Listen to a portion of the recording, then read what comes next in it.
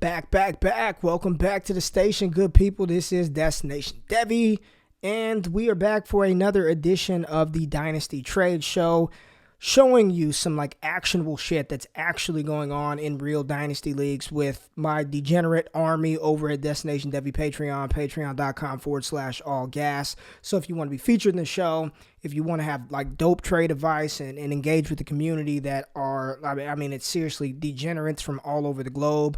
It's 24/7 nonstop football. Leave all the other BS on Twitter, on Facebook, Reddit, social media, YouTube. But when we come over to the squad, we're just focused on building a better Dynasty team, and that's what we do at Destination Devi. So, again, for everybody who may have missed the last episode, make sure you go back and check out episode 12.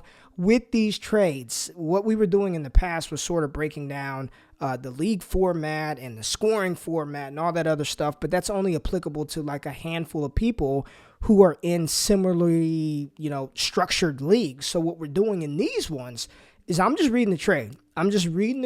And then we can kind of talk about it from different angles. Doesn't matter if it's a super flex league or a single quarterback or, 10-team, 12-team league. That way it's more actionable for everybody involved. So what I want to start with on this one is actually something that I have talked about quite a bit as a game theory type strategy move. And it's for everybody that has the 101 in super flex drafts.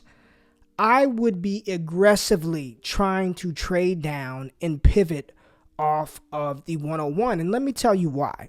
It has nothing to do with Trevor Lawrence's talent. Nothing. I'm on record saying that I think he's a generational quarterback. I think he's a fantastic NFL draft prospect, one of the best quarterback prospects we've ever seen. And I think he's going to be very, very good for us in fantasy football. Here's the thing. I also think Justin Fields is going to be very good for us in fantasy. I think Mac Jones is going to provide a safe floor. I think Zach Wilson has a high upside ceiling for us in fantasy football, as well as Trey Lance, what he can do from the pocket and with his legs. There are 5 really solid quarterbacks in this 2021 NFL draft, and they're all going to go probably top 15 here in the next couple of days. So if there's an opportunity for me to pivot off of the 101 and move back to the 102, the 103, or potentially even the 104 and obtain a proven NFL player, a young talent, additional draft capital, I'm taking that deal 10 out of 10 times. I have the 101 or had the 101 in a couple of leagues, and I've moved it everywhere.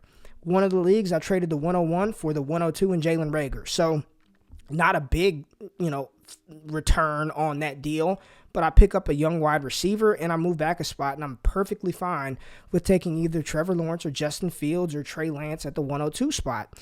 In this most recent Dynasty startup that I participated in, it was a MidSeason Dynasty startup, and I just made the deal. I had the 101 in that draft, so let's pull that up right now. Let's pull this up.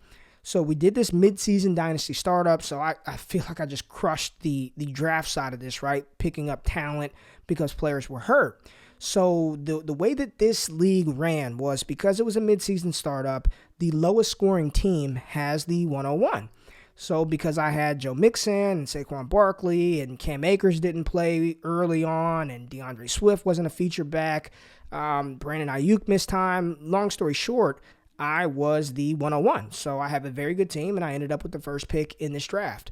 What you don't see here is I also had Jalen Hurts. So for those of you listening and not watching, my roster, Patrick Mahomes, Saquon Barkley, Joe Mixon, Brandon Ayuk, Mark Andrews, Cam Akers, DeAndre Swift, Baker Mayfield. And then on the bench, I've got Michael Pittman Jr., I've got Michael Gallup on the bench, and some, decent tight ends. But that's the core of the team. I also had Jalen Hurts on this squad. I had Jalen Hurts. I traded Jalen Hurts a couple of months back for the 110 and Odell Beckham Jr. So I moved Jalen Hurts for the 110, Odell Beckham Jr. So I'm sitting here going into this rookie draft. I know I've got the 110. It's a super flex league, PPR, and I have the 101. I did not want the 101. And even sitting here at the 101, the entire time I was thinking I really want a running back. I want Najee Harris. I want to solidify my running back room. And I didn't want to take Najee Harris at the 101. So I ended up trading back from the 101 to the 104, hoping that Najee Harris would slide to me. But I also received Terry McLaurin. So I got Terry McLaurin and the 104 for the 101. slam dunk in my opinion. Like that was a no-brainer deal. Absolutely, give me that. The team that needed the 101 desperately needed a quarterback, and Trevor Lawrence is the best quarterback prospect in this class, so it made sense for both teams. But for me to move back 3 spots and pick up Terry McLaurin, fine, all right? Do I need a quarterback with Patrick Mahomes and Baker Mayfield? Not really, but, draft best player available, and the best player available at the 101 spot would have been Trevor Lawrence. But luckily, I made that deal to move back, and I've been trying to move that pick for months, and it wasn't until the draft started that I was actually able to get a deal done. So at the 101, Trevor Lawrence goes off of the board, followed by Justin Fields. No surprise there. At the 103, I was really concerned. I was like, man, please don't let Najee Harris go off of the board, and he didn't. Kyle Pitts goes off of the board at 103, so I'm sitting here at the 104, and I get the player that I really wanted at 101. And before I made the selection at 104, I asked the Heisman members of the squad, I said, who should I take here? And it was like 50-50 split. Some people said Najee Harris, but an overwhelming majority of the people in the Discord told me to take Trey Lance at 104. Get the quarterback. It's super flex. Get the quarterback.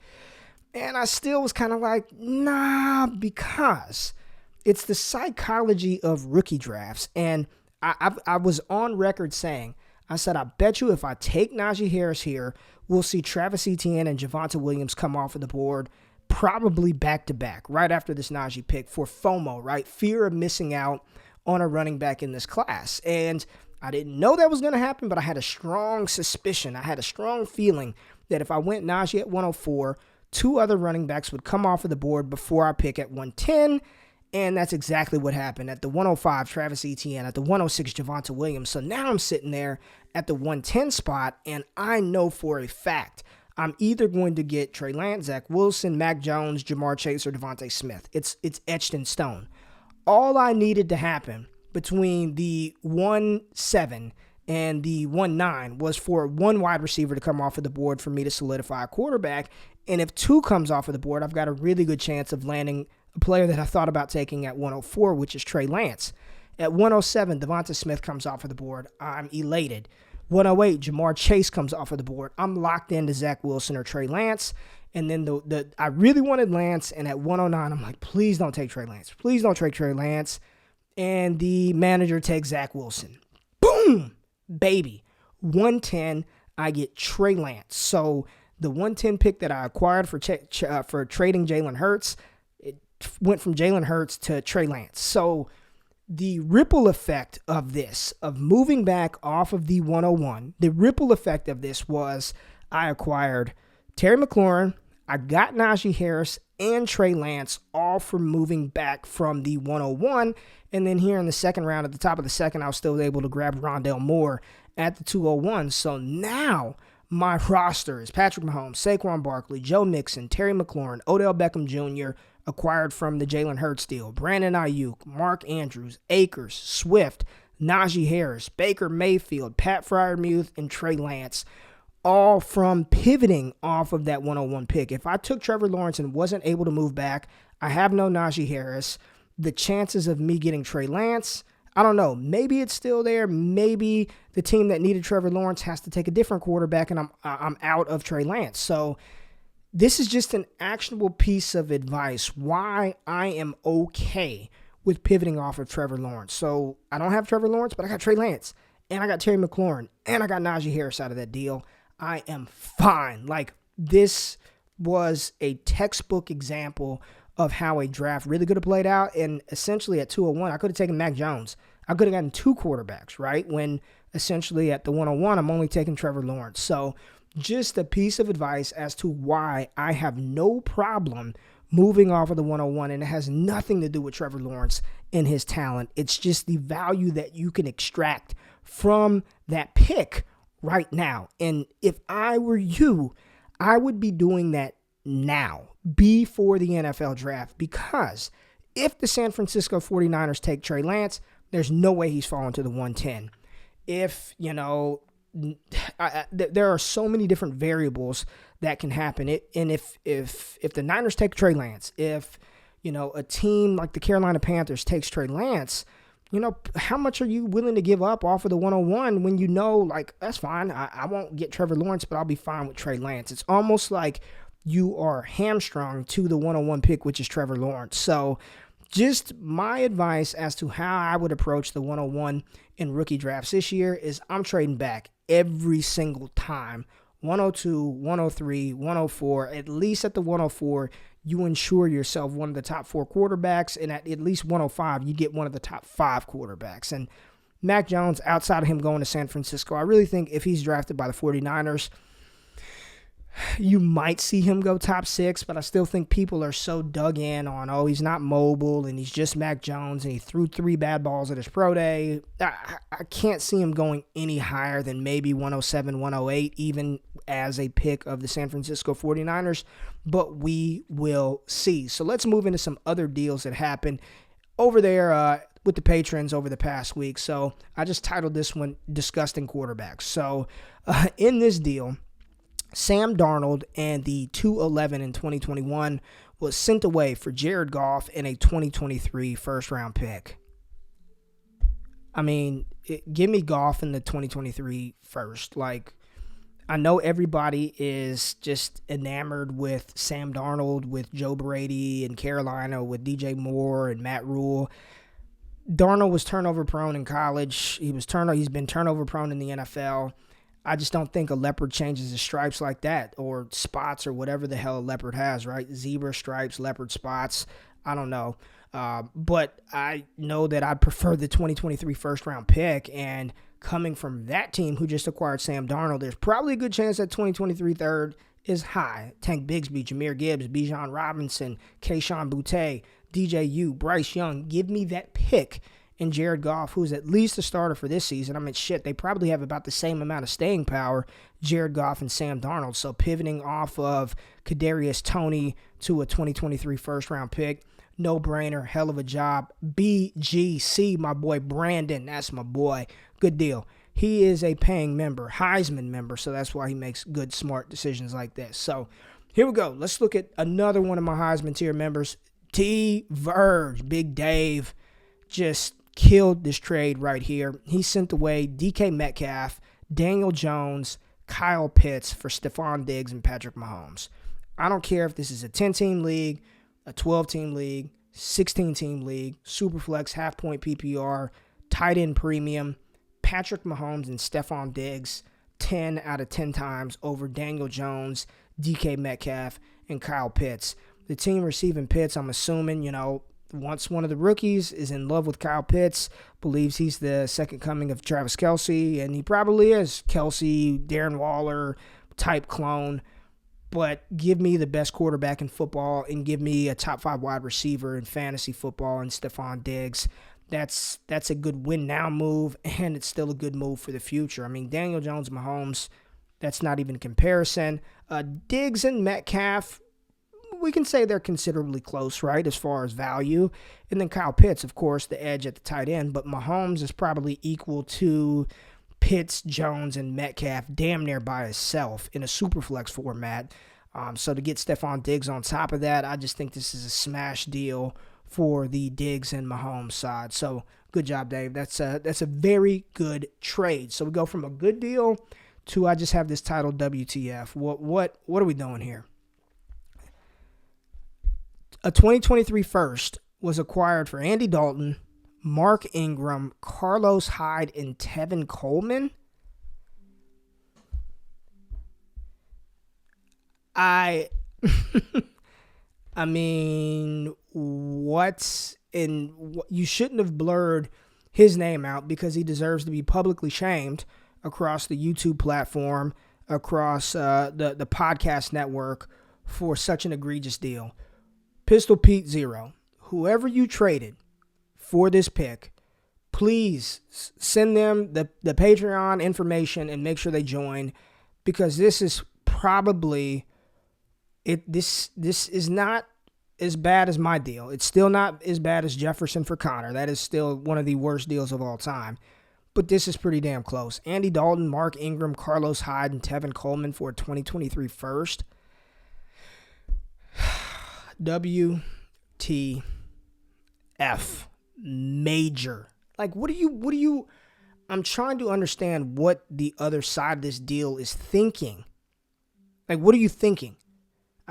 This has to be a 20-team league, and they have no quarterback, and that's what it boiled down to. It has to be like a 20-team league, 32-team league, because you're getting a bunch of running backs who may not even make a roster. This is just a terrible, absolutely terrible deal. Now, we got 3 Deshaun Watson deals coming up, and Deshaun Watson, one of the more polarizing players in the NFL and fantasy and the sports world right now because of all of the sexual assault allegations surrounding him right now. Not going to really speak on that, but the reality is we don't know if he's playing this year. We don't know what's going to happen. Is he going to play? Is he going to not play? Is it just 1 year? Is it a certain amount of games? Neither here nor there. Deshaun Watson is a player that I don't really want in Dynasty right now, but at the right price, I may consider grabbing him. So let's take a look at a couple of these deals. So here we go. So Deshaun Watson and Mark Andrews were sent away. They were put on a plane and shipped off for Hunter Henry, Baker Mayfield, David Montgomery, a 2023 first, and a 2023 second. Okay. I mean, that's a pretty damn good haul for Watson and Andrews. 10-team league, 12-team league, super flex. You get a quarterback who's definitely going to play this season.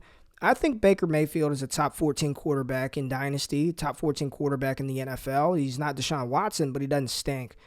Hunter Henry, Mark Andrews, I'd give the edge to Andrews, but Henry and Jonnu Smith are probably going to be the primary pass catchers in New England, so I don't hate that. David Montgomery, say what you want about him. He's a volume-based running back. He's a solid RB2 that can give you RB1 weeks, and you get a 2023 first and a 2023 second. That's a pretty damn good return for Deshaun Watson at this stage, A year from now, we may look back at this and say, what the hell was he thinking? But right now, we got to play for right now. We're trying to win a fantasy title now.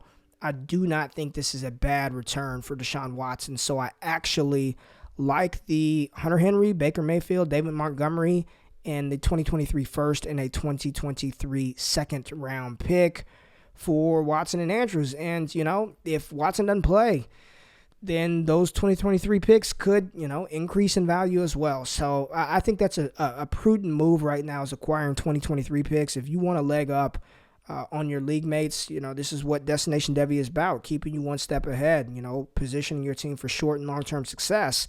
Start acquiring 2023 picks now. Trust me, start getting them right now, and this is a hell of a haul for the uncertainty of Deshaun Watson. All right, got another Deshaun Watson deal. This individual sent Watson and Amari Cooper and received Calvin Ridley, Daniel Jones, a 2022 first, and a 2023 first. Ridley, Cooper, maybe the edge still to Cooper a little bit. Daniel Jones, Watson, there's no comparison. Watson is the far better quarterback, but Jones is going to play this year. Jones has an upgraded situation. He's got Saquon Barkley back. They probably take a wide receiver at some point in the draft. Improved offensive line play. And then you get a 2022 first and a 2023 first. Even if Watson comes back, those first-round picks are going to be extremely valuable. Ridley's still a young stud wide receiver. And Jones, we'll see how he plays this year. If he gets an extension, at least you don't have the upside of Deshaun Watson, but you have a starting quarterback in a super flex league, and I'm assuming this is super flex. PPR, I think the wide receivers are about a wash, so I like the return. I like the return for Watson. Just the uncertainty around him. I think if I got offered 2 first-round picks in back-to-back years, Ridley and Daniel Jones, that'd be a deal that I'd consider taking.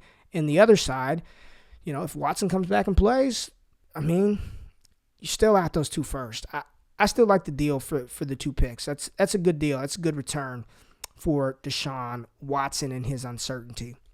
Let's take a look at a third Watson deal, and this is probably the worst as far as the return for Watson, but in this situation, I would actually acquire Watson because this individual, my man Pistol Pete, who ripped off somebody a couple of trades ago, got Deshaun Watson for Carson Wentz, Rob Gronkowski, Harrison Bryant, a 2022 second, a 2022 third, and the 303 in 2021. Really, it was Watson for Carson Wentz. Watson, I mean, even if he doesn't play this season, he can miss the whole season, and I'm taking the Watson side. But the learning lesson in this is there are league mates who are scared shitless about the Watson situation. And what I call these kind of deals are junk deals. They're just a bunch of noise. You put one decent name in there and surround it by a bunch of other kind of noise. Like, oh, Harrison Bryant could be the next, big name tight end out of Cleveland. Not going to happen. He's probably a lot better for, he's okay. Second tight end option. Gronk, as long as he's still playing with Brady, he's going to be viable. But, 1 more year, 2 more years for Gronk? 2 second-round picks in 2020, a second-round pick in 2022, a third-round pick in 2022, and the 303. Dude, give me Watson. Even if he missed the entire damn season, I want Watson. Single quarterback, super flex, 10-team, 12-team. I don't care. Deshaun Watson's side by a mile for me in this situation. So let's take a look at this deal. There are 3 separate deals. So let's just break this down one by one, right? So on the first part of this trade, this individual sent away the 110, which you saw in my 110 league, that was Trey Lance, and a 2022 second-round pick for a 2022 first in Chase Claypool. I don't hate this deal. I'd prefer the Claypool side, I believe. If this is a PPR league, if it's 10-team, 12-team, if you're solid at quarterback and, 110 could easily be Mac Jones in a super flex. It could be Trey Lance, could be Devontae Smith, probably not a running back. So you're thinking about Devontae Smith, Mac Jones, maybe a Trey Lance, or Chase Claypool in a 2022 first. This is a solid deal for both sides. If the team receiving Chase Claypool just needs a receiver, is built to compete right now, I don't hate that side at all. I think this is one of those rare cases where I think it's a win for both sides of the coin. Now, he also made another deal. He received a 2023 first-round pick. I like those 2023 firsts for Sam Darnold and a 2022 third. Give me the 2023 first. Easy. Give me the 2023 first for Darnold. I know a lot of people think he landed in Carolina, he's a quarterback. Shit, they might take a quarterback. If Fields slips to 8, if they can't trade back, who's to say they don't take a quarterback? They're not married to Sam Darnold, so they didn't have to give up a lot to get him. So give me the 2023 first over Sam Darnold. I like that deal.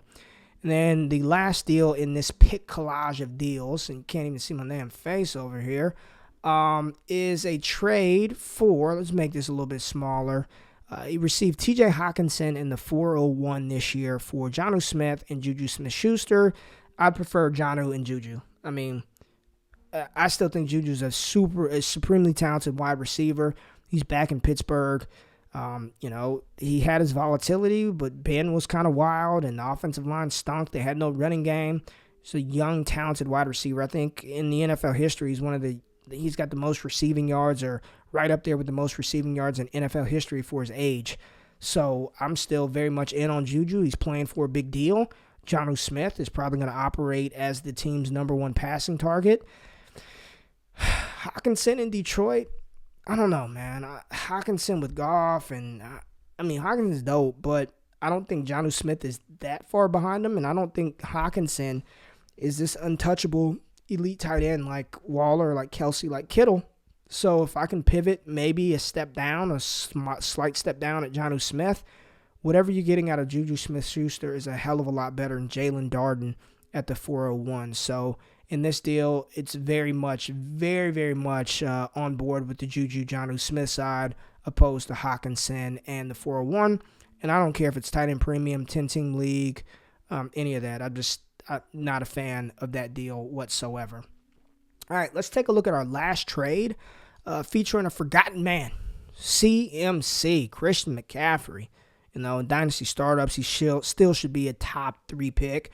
If you want to go JT, if you want to go Saquon, CMC is still dope. CMC is still, one of the best running backs in football, one of the best fantasy assets that you can have. And this trade, CMC was acquired for Sam Darnold getting tossed around like salad, baby. Sam Darnold is getting tossed around like salad. Christian McCaffrey was acquired for Sam Darnold, the 106 this year, the 109 this year, a 2022 first, and a 2023 third. So let's think about this. Christian McCaffrey for Sam Darnold. 106 could easily be Travis Etienne. It could be Zach Wilson or Trey Lance. Could be Jamar Chase. Could be Kyle Pitts. The 109 could be Smith. Could be Waddle. Could be Trey Lance. So you could have, Kyle Pitts, Sam Darnold, Trey Lance, a 2022 first and a 2022 third. And I still want Christian McCaffrey. I do think the team receiving all of the picks, if you're a rebuilding team, if you're a young team, that's going to be a hell of a haul for you. 106 and 109, assuming you can land, a Chase, a Smith, a Harris, a Pitts. What would really suck is if Pitts, Harris, Chase all come off the board before 106, and you're kind of like, fuck, it's Lance, and then at 109, is it Bateman, is it Zach Wilson? I don't know. But I do know that whatever you get at 106 or 109, you're praying you get 1,000 rushing yards and 1,000 receiving yard capable player. And the likelihood of that happening is slim to none. Christian McCaffrey is one of a kind. He's this era's version of Marshall Faulk. So if you're telling me I can lock in 25 to 30 PPR points per game, I'm taking that. I'm taking that over Darnold and Pitts. I'm taking that over Darnold, Pitts, and Devontae Smith. Even though I think the picks, it's a lot to give up. But again, it's Christian freaking McCaffrey. So in this deal, I think this was a solid trade. And I think the reason why part of this went down is a couple of reasons. One, rookie hype fever is through the roof. So any other time, I don't think you'd be able to trade that for Christian McCaffrey. Like, I'd want at least 3 first-round picks this year, and I'd want at least one of them to be high enough to secure Najee Harris. Is 106 high enough to secure Najee? In a single quarterback league, hell no. In a super flex league, maybe if you can get 4 quarterbacks off of the board and Kyle Pitts within the first 5 picks, potentially. But even then, it's Christian McCaffrey. So those are the deals that went down. If your deal wasn't featured, don't be mad at me, man. It's just a lot, right? There's a lot going on, but we will get to it. That's what we do. We'll just keep them rolling every single week. So hope y'all could take something from this exercise. 101, try to trade back. You got a couple of days to trade back and get that done before before the NFL draft hits and these landing spots come to fruition. So try to trade back. Trade back to 102, 103, pick up a stud player, pick up some future draft capital. You'll be just fine. So if you appreciated the show, make sure you sub, hit the thumbs up button, like the content, and come check out the Patreon, man. Patreon.com/allgas. Support the creators, support the content. I appreciate y'all. We'll be back next week with more. I'm out of this thing. Peace.